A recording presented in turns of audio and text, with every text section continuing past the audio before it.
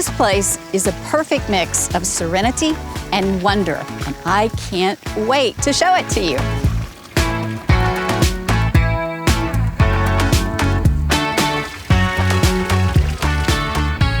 This 18-acre property is divided into 10 distinct gardens, complete with ponds, massive marble outcroppings, expansive lawns, and pathways meandering through it all.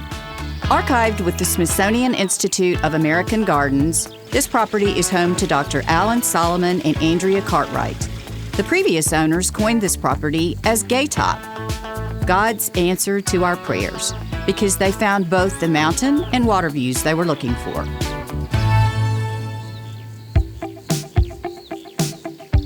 The view from the backyard is incredible.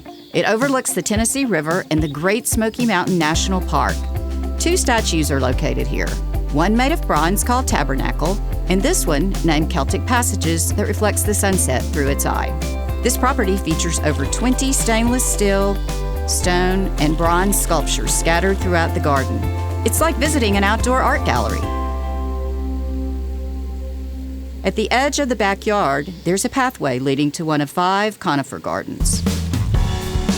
Just this one area is almost an acre. There are pathways and stone stairs meandering down a gentle incline. This property is lush with Danae. It's a wonderful plant to use as fillers for floral arrangements and not something that you see everywhere. It's also filled with conifers like cypress, pine, and cedar. The stone house sits at the edge of this garden. It's made entirely of stone milled from the property. This site was a marble quarry in the late 19th century. These large marble outcroppings still add so much interest to this garden. It may have been that influence of stone that led Dr. Solomon to bring in more than 800 tons of additional stone to build walls, patios, walkways, and ponds. Walk down a rock path just below the house to an interesting spot.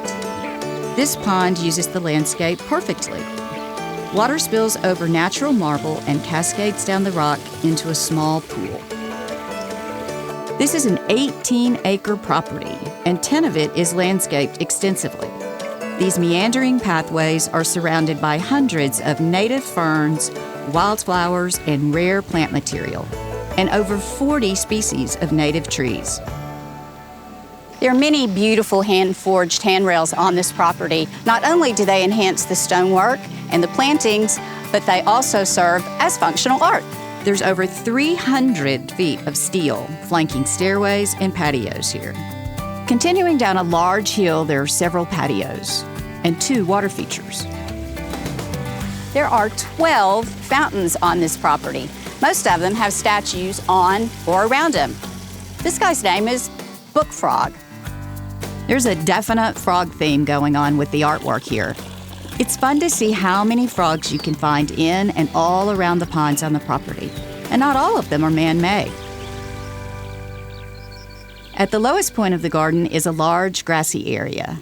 They call this the holler.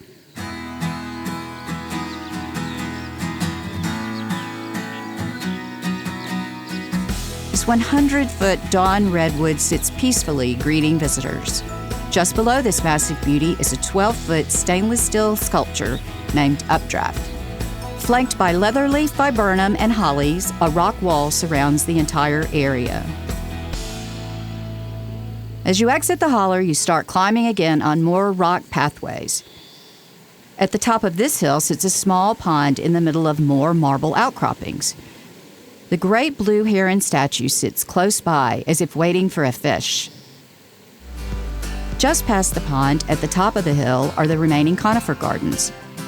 There are over 350 varieties of conifers on this property. And because they come in so many different shapes and textures, you get an interesting display year-round. There's also a large collection of Japanese maples and lots of different varieties of hollies throughout the property. Following the pass uphill, you pass several seating areas and patios.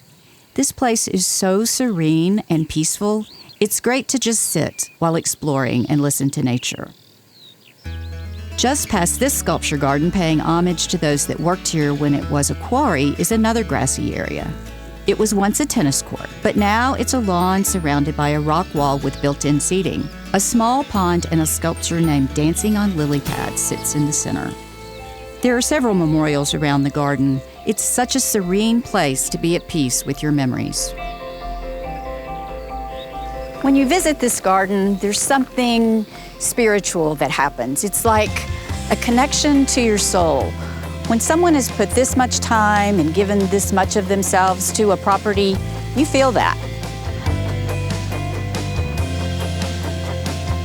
I hope you've enjoyed visiting this amazing garden with me. It is truly one of my very favorite places, and I've loved showing it to you.